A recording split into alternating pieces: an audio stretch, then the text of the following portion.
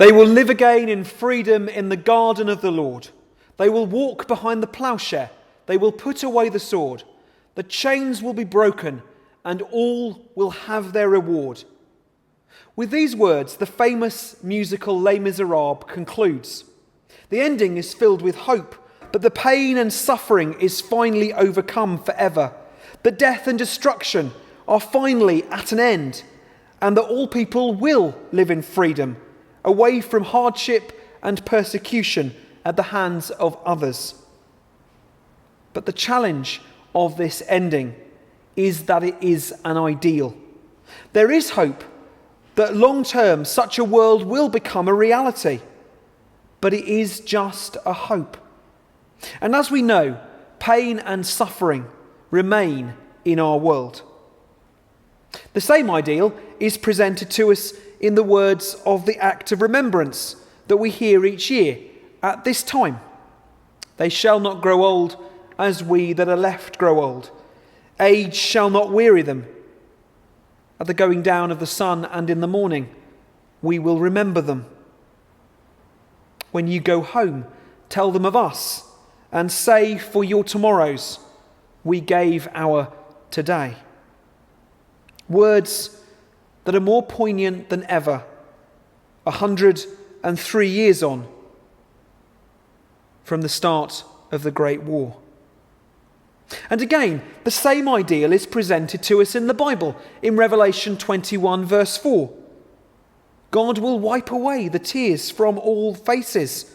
There will be no more death, no more grief, no more crying, and no more pain. The old things have disappeared. But if we look at our world at the present time, we have to conclude it is a hope and nothing more. Because we're no closer to achieving that view of the world than we were 78 years ago, or even 103 years ago. We know that World War I and World War II were considered by the generations who lived through them to be the wars that ended the need for all wars, with so much pain, suffering, and atrocity committed on both sides.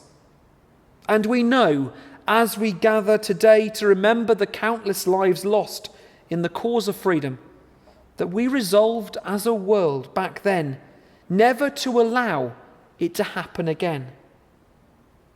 And yet, in 2017, we can probably count more than 4 or 5 wars that we've been involved in or are involved in at the moment that have no imminent conclusion, simply demonstrating that pain and suffering go on.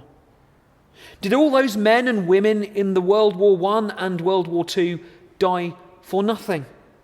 They believed they were fighting in order that a better future could be achieved. They were fighting that future generations would never have to bow and to scrape to the ideals of tyranny and evil.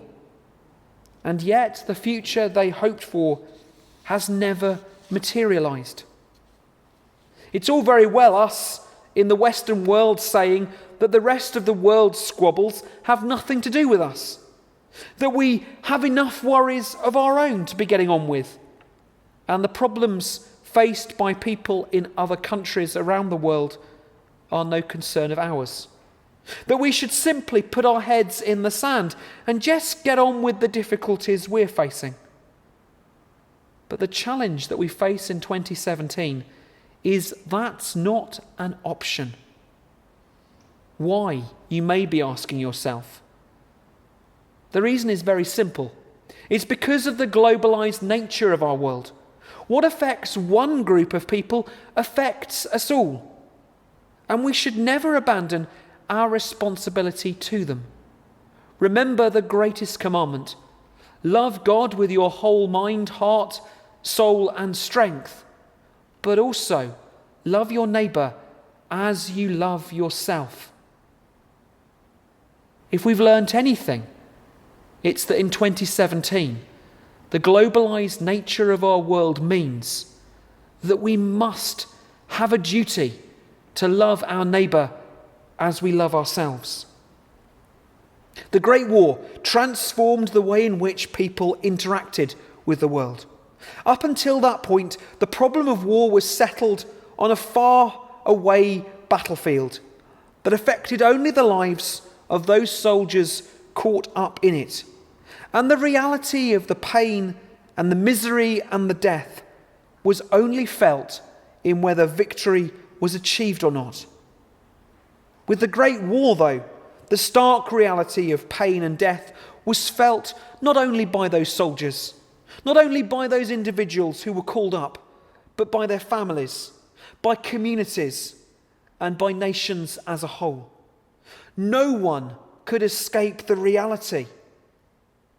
And as a result, the sanctity of life changed beyond recognition to a place where people believed that hope of a better future could indeed become a reality. And it is this hope that means we cannot abandon our responsibility to those caught up in war now. Is hope an ideal? We as Christians live with a bit of a paradox in our faith and belief.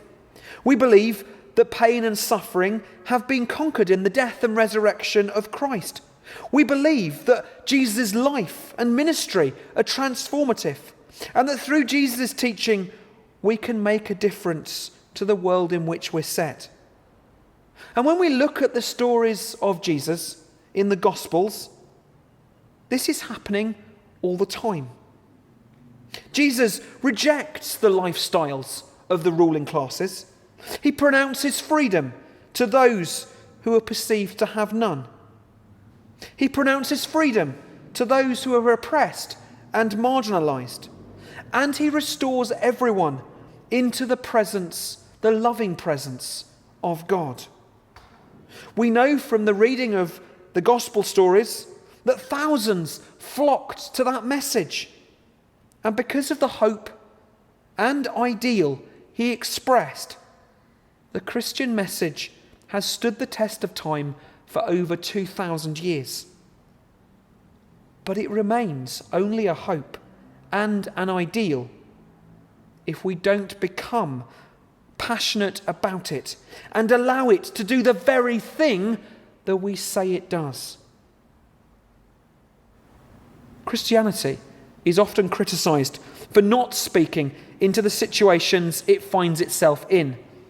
And people reject it as being irrelevant because of that.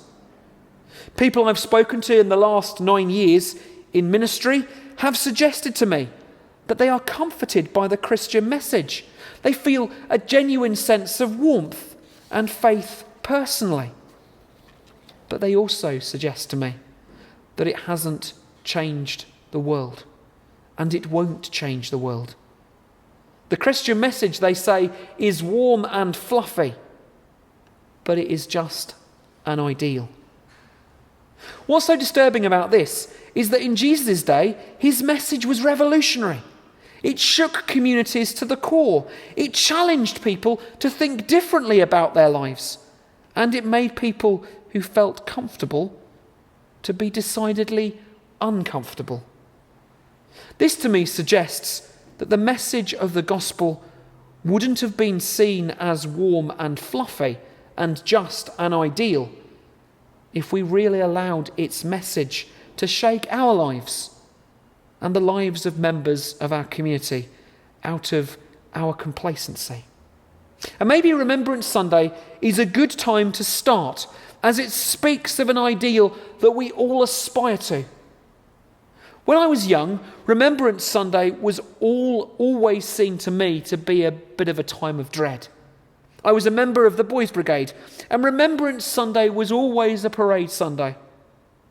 But I always remember that it was cold and wet, and I never really was in a happy place when I was on that parade. Also, I never really felt it meant anything to me personally at all. It was just something that I had to do. But that's not how I feel today. I know now what it's about, and I believe it is our duty and our service to those who died not to forget them and to live in hope that the ideal we dream of can and will become a reality. If we believe this is possible, then the tomorrow that was promised to us in the sacrifices of the men and women in the 2 world wars will have been truly worth it. But we can only trust and have confidence that the ideal does indeed become a reality in our midst. They will live again in freedom in the garden of the Lord. They will put away the sword, the chains will be broken, and all will have their reward. Is this an ideal or something that we can strive for as Christians today? Amen.